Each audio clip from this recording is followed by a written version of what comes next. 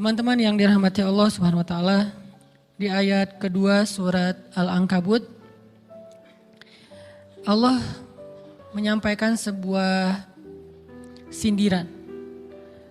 Allah nyindir dengan bahasa, emangnya manusia pikir Allah akan biarin aja mereka mengatakan kami telah beriman, sementara mereka tidak diuji. Ini Allah lagi menyindir orang-orang yang selama ini berputus asa setelah beriman. Berputus asa setelah berhijrah. Berputus asa dan mengeluh setelah bertaubat. Allah lagi nyindir mereka nih. Seolah-olah Allah bilang, kenapa setelah kalian beriman malah kalian masih berkeluh kesah? Kenapa kalian setelah bertaubat malah menjadi ragu kepada Allah? Kenapa kalian setelah berhijrah malah jadi labil? Bukankah harusnya setelah kalian menyatakan kami taubat, kami hijrah, kami beriman, harusnya iman kalian makin mantap? Dan bukti bahwa iman kalian mantap apa? Bahwa ketika kalian diuji, kalian sama sekali tidak goyah. Jadi Allah Subhanahu wa taala seolah-olah mengatakan bahwa ujian adalah tabiat iman. Bahwa ujian adalah tabiat iman. Bisa diuji dengan ujian yang kita tidak suka, bisa juga diuji sebaliknya dengan ujian yang kita suka. Bisa diuji dengan ujian yang sifatnya fisik, bisa diuji dengan ujian yang sifatnya harta, bisa juga diuji yang lebih berat lagi dengan ujian yang sifatnya perasaan. Yang jelas semuanya diuji. Bisa diuji dengan ujian musibah, bisa juga diuji dengan godaan-godaan dari syaitan yang melalui hawa nafsu kita. Bisa diuji dengan kemarahan, dipancing oleh orang lain untuk marah, dipancing di sosmed untuk ngebalas komen-komen mereka, dipancing untuk berdebat, dipancing untuk akhirnya kita saling menjudge, saling menjatuhkan, saling menjelekkan. Ini semuanya bentuknya ujian. Makanya Allah Subhanahu wa taala mengatakan di pembukaan surat Al-Ankabut, kalau ujian itu adalah tabiat iman. Ujian dan keimanan itu nggak bisa dipisahkan. Apa hubungan antara iman dengan sabar? Sehingga Allah Subhanahu wa taala menilai keimanan seseorang itu dengan cara mengujinya. Apa hubungan antara iman dengan sabar? Ternyata ciri yang paling jelas orang yang imannya baik adalah sabarnya. Makin baik imannya, harusnya makin kuat kesabarannya. Jadi orang yang paling beriman itu tidak dilihat dari wawasan agamanya. Itu lebih kepada orang yang berwawasan luas, yang ilmunya banyak. Tapi belum tentu orang yang wawasannya luas adalah orang yang paling baik imannya, belum tentu. Bukankah iblis itu wawasannya luas? Dia mengerti banyak hal yang bahkan kita gak ngerti. Iblis ngerti tentang dunia di langit. Iblis mengerti tentang alam yang ada di surga, alam yang ada di akhirat. Iblis tahu, bahkan udah masuk surga. Jadi ilmu iblis lebih banyak daripada kita sekarang. Tapi kenapa iblis malah tidak sebanding antara ilmunya, wawasannya dengan ketakwaan dan kesolehannya? Karena iblis tidak sabar dengan sebuah ujian. Ujian iblis apa? Eksis. Itu ujiannya iblis. Dia udah lama eksis, followersnya banyak. Setiap dia posting, orang berlomba-lomba jadi first like. Setiap dia posting, di repost rame-rame. Di YouTube viral. Channelnya tuh paling banyak subscribersnya. Iblis. Coba cari nanti di YouTube iblis. Ada gak channel? Itu udah viral banget loh. Eksis banget. Tiba-tiba datang pendatang baru. Muncul pendatang baru. Pendatang baru ini tiba-tiba melejit. Followersnya langsung nambah. Kejar-kejaran akhirnya disalib. Pas lagi kayak gitu dia gak kuat dengan ujian nama besar, ujian eksistensi, ujian popularitas, ujian siapa yang lebih dihargai, ujian-ujian kayak gitu. Sama kayak kita kadang-kadang ngerasa udah banyak jasa dalam sebuah organisasi, udah banyak jasa dalam sebuah komunitas, udah banyak jasa dalam sebuah lingkungan, masjid, sekolah, organisasi, teman-teman. Kita yang paling sering berkorban. Tapi ternyata yang eksis, yang masuk media, yang masuk TV justru orang lain. Itu kan ujian ya. Nah ini nih yang kadang-kadang ujian namanya zulzilu, diguncang perasaannya. Bukan diuji dengan fisik, kadang-kadang ujian sakit, capek, lelah, buat kita bisa kita lalui tuh dalam sebuah organisasi nih. Kita lagi bikin kegiatan sosial, baksos. Di sekolah, dengan OSIS-nya, dengan ROHIS-nya, di kampus, dengan BEM-nya, dengan LDK-nya, kita bikin acara baksos. Kan effortnya lumayan ya. Kita begadang untuk meeting, kita survei lapangan, kita kerja malah tidur sehari cuma 1,5 jam, 2 jam. Fisik kita lelah, fisik kita capek, kadang sampai sakit. Sampai dirawat di rumah sakit gara-gara kena misalnya tipes gitu, gara-gara kita habis-habisan bekerja, itu buat kita gak masalah. Ujian fisik kita lalui. Dan besok mau ngadain lagi, kita yang paling semangat dan aktif. Gak masalah capek juga. Gak masalah juga kita lelah. Gak masalah kurang tidur. Gak masalah berjalan jauh. Gak masalah. 1. Ujian harta. Kita yang justru nombokin. Kita yang nalangin dulu modal-modal untuk kegiatan-kegiatan tersebut. Kalau ternyata gak tercover dananya, akhirnya gak bisa dibalikin talangan kita. Gak apa-apa, kita ikhlas. Kita berkorban dengan harta kita. Butuh apa? Saya bayarin. Butuh apa? Kita lewatin ujian harta. Tapi begitu ujian perasaan, kita udah capek, lelah, kurang tidur, nombokin, nalangin habis-habisan. Ternyata teman kita yang jadi ketua panitia ada kadang cuma masalah itu doang. Atau dia yang jadi PR-nya. Yang namanya PR ketika diliput oleh media kan dia yang muncul mukanya kan. Akhirnya diundang oleh misalnya hitam putih lah atau apalah. Kok dia yang muncul di sana? Atau diundang berdua, tapi sampai di sana dia yang banyak ngomong, kita diam aja. Pulang-pulang pundung. Begitu besok mau ngadain lagi, udah gak mau terlibat. Left group. Kenapa itu terjadi? Ujian zulzilu, perasaan. Itu yang dialamin oleh iblis. Iblis rela banget disuruh beribadah, sujud beribu-ribu tahun, kuat iblis. Kalau kita mungkin jidatnya hitam, kalau iblis mungkin udah kepala-kepalanya hitam, saking rajinnya sujud. Wah, ibadahnya udah ribuan tahun. Iblis disuruh berkorban dengan harta yang dia miliki, dia kasih aja semuanya. Tapi kalau disuruh dia ngalah dari Adam untuk memimpin alamin, menjadi khalifatullahi fil ard, menjadi pemimpin wakilnya Allah di muka bumi, buat iblis ini berat. Kenapa dia? Ana khairum min, saya lebih baik daripada dia. Saya lebih senior daripada dia. Saya lebih sehat daripada dia. Saya lebih keren daripada dia. Saya lebih. Ujian emosional, ujian ego, ujian perasaan. Itu yang lebih berat buat kita. Kadang sakit dan dirugiin orang lain, teman segala macam kita masih oke lah. Selama ini asal kita ngumpul selalu gua yang bayarin, oke deh gak usah dibahas. Baru dibahas nanti pas sakit hati. Kalau belum sakit hati kan gak dibahas kan? Gak apa-apa deh kita terus yang bayarin, kita traktirin ngopi apa segala macam. Gak pernah dibahas. Kebersit sih di benak kita, cuman gak mau dibahas. Kenapa? Udahlah biarin aja, easy going. Kemudian kayak kita yang capek harus rempong sana kemari segala macam. Selalu acaranya di rumah kita, akhirnya kita yang bayarin, kita yang rempong, nyiapin segala macam, bebersih sendiri. Tapi begitu ada yang nyakitin perasaan kita sedikit aja, semua itu balik lagi. Dari dulu ya. Nah, keluar kan? Kenapa? Dipancing oleh ujian perasaan. Jadi ternyata yang paling berat itu adalah zulzilu, diguncang perasaannya. Kita kadang-kadang habis-habisan buat seseorang, nggak masalah. Hujan-hujanan dia yang pakai jas hujan, kita nggak pakai apa-apa, nggak apa-apa. Sakit-sakitan juga, dikerok dan segala macam, biarin aja. Kalau perlu misalnya kalau bannya lagi kempes, dia naik Grab, kita dorong-dorong motor terus cari tempat segala macam sampai tengah malam. Nggak apa-apa deh buat dia. Apa sih yang nggak buat kamu? Begitu dia selingkuh, keluar semuanya. Mulai list report keuangan. Wah dulu sekian, sampai uang receh-receh juga dihitung kan ya. Kenapa bisa kayak gitu? Perasaan kan? Nah ini nih yang kita coba belajar. Mungkin malam ini kita lebih banyak membahas tentang sabar terhadap ujian perasaan. Karena banyak macam-macam ujian Nah, gimana kita memanage perasaan kita? Gimana cara kita merecovery perasaan kita dengan bab sabar? Insya Allah nanti akan kita lanjutkan setelah selesai sholat isya.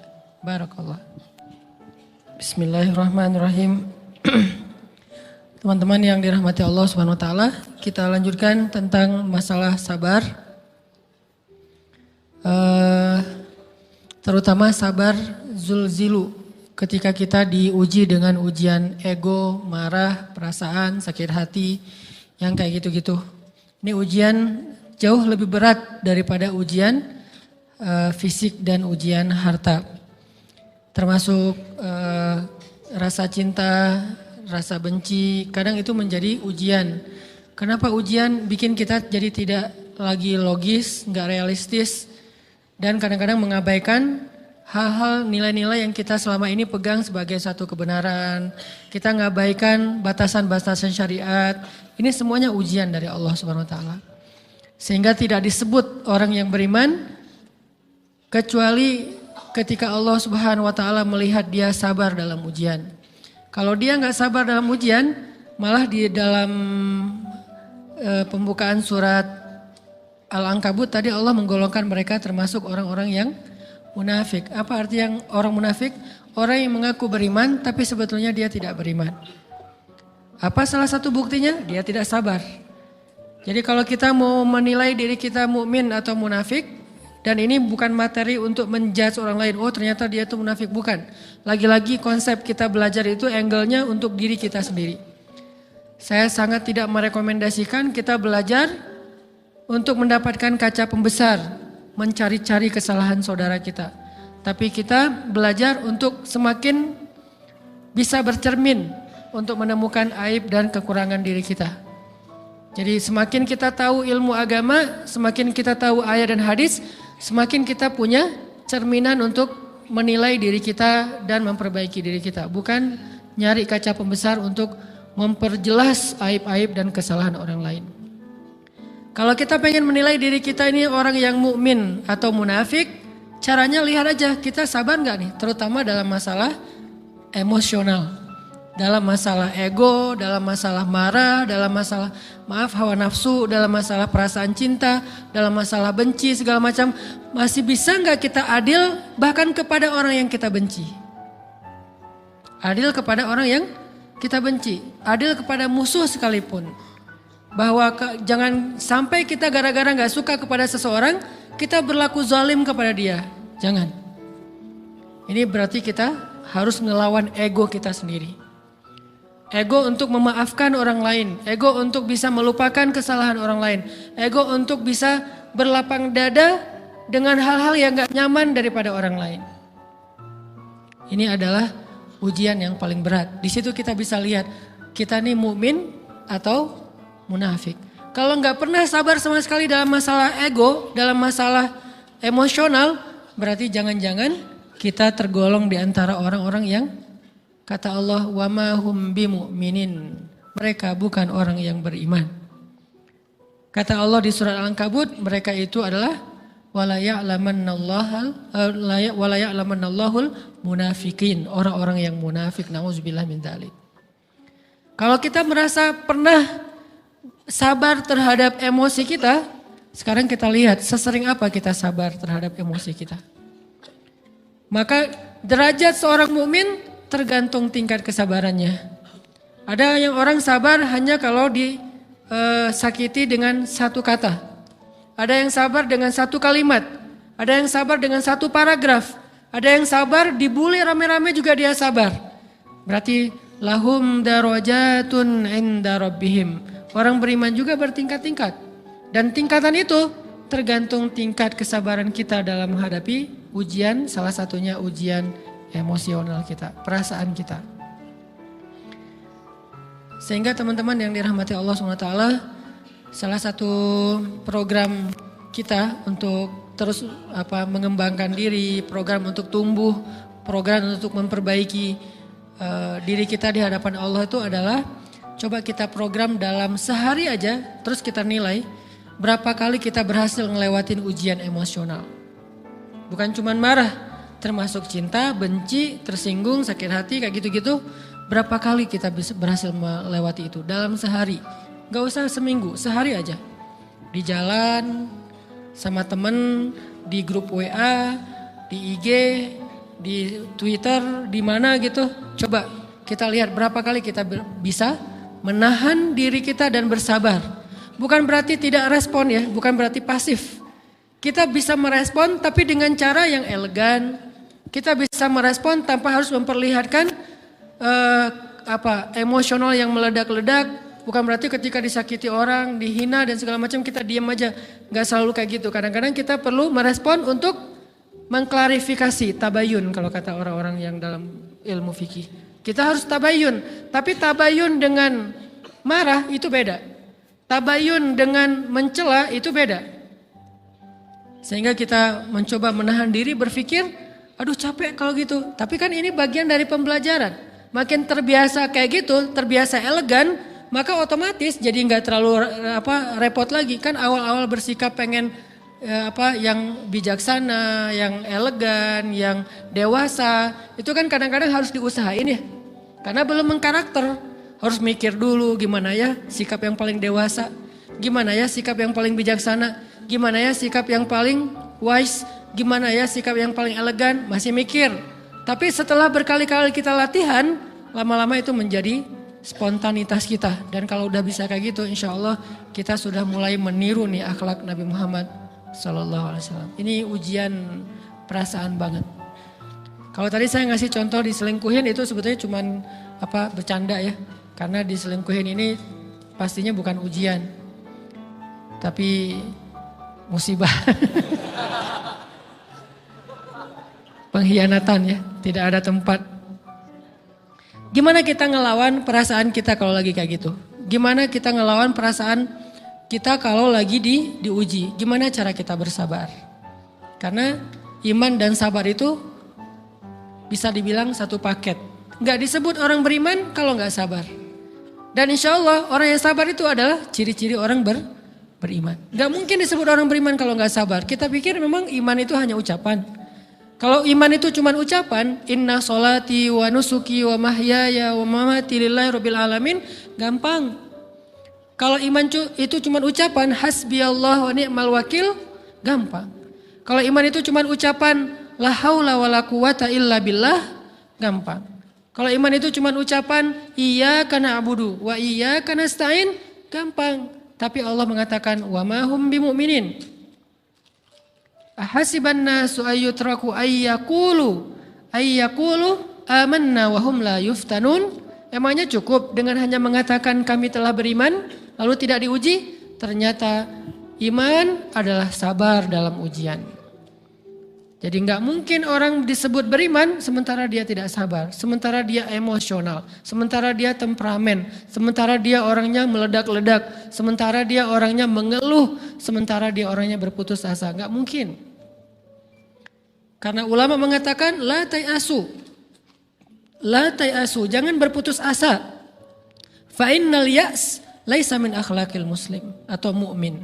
Karena sesungguhnya keputusasaan bukan di antara akhlak orang yang beriman. Orang yang beriman itu tidak pernah berputus asa.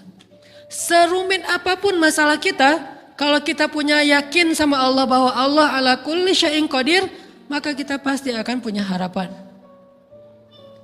Kalau kita yakin bahwa Allahu Akbar, sebesar apapun masalah kita, Allah lebih besar daripada masalah kita kan? Bukankah kita mendengar Allahu Akbar, Allahu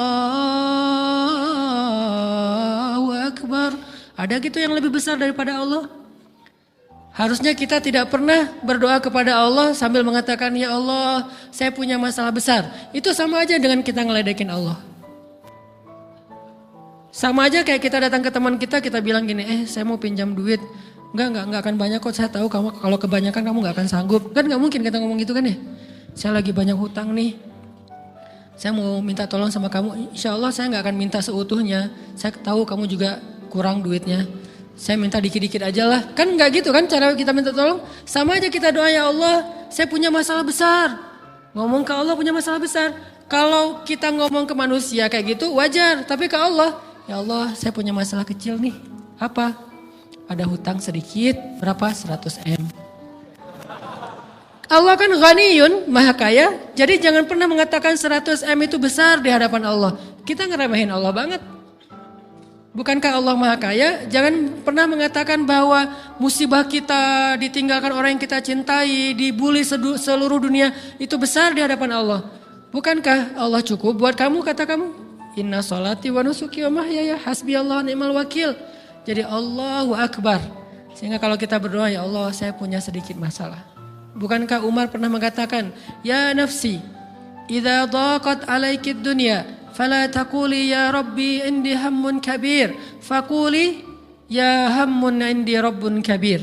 Wahai jiwaku, kalau kamu merasakan kesempitan, kegalauan, bingung, sakit, jangan pernah kamu mengatakan ya Rabbi saya punya masalah besar. Tapi katakanlah wahai masalah saya punya Rabb yang maha besar. Iman dan harapan, berharap itu nggak bisa dipisahkan. Iman dan sabar itu nggak bisa dipisahkan. Iman dan berserah diri atau menyerahkan urusannya, tawakul atau kita nyebutnya tawakal, nggak bisa dipisahkan. Bagaimana kita mau menyebut diri kita mukmin sementara kita nggak sabar ketika diuji dengan perasaan? Alhamdulillah kalau kita selama ini masih bersabar dengan ujian fisik. Ujian fisik yang setiap hari kita alamin apa? Lelah, capek, pulang kerja, pulang sekolah, pulang dari kampus, ngaji. Capek kan? Belum lagi macet-macetan, belum mandi pula. Dari tadi pagi, dari semalam kurang tidur, dan segala macam. Lelah, capek, ngantuk. Kadang-kadang sampai drop kesehatan kita. Kita bisa lalui itu, gak apa-apa capek-capek juga, yang penting saya pengen belajar. Jalan nih jauh-jauh, ada yang dari Sumedang, ada yang dari Lembang, ada yang dari Banjaran, dari mana-mana datang pengen ngaji. Jarak jauh gak apa-apa, macet gak apa-apa, lelah gak apa-apa, habis duit gak masalah. Tapi sampai di sini kesenggol dikit aja sama teman kita, dalam ucapan mungkin, dalam ekspresi kadang-kadang kita senyumin gak dibalas senyum, atau mungkin hal-hal sepele. Itu bikin seolah-olah amal kita yang udah habis-habisan tadi jadi berkurang sampai habis pahalanya. Ujian perasaan. Kadang-kadang datang ke sini nggak ada rasa tidak nyaman sedikit mungkin dengan teman kita atau dengan orang yang di sebelah kita. Akhirnya kita merasa tersinggung. Akhirnya kayak jadi berlebih-lebihan. Di tangga, di pintu, pas keluar, di tempat wudhu, di mana.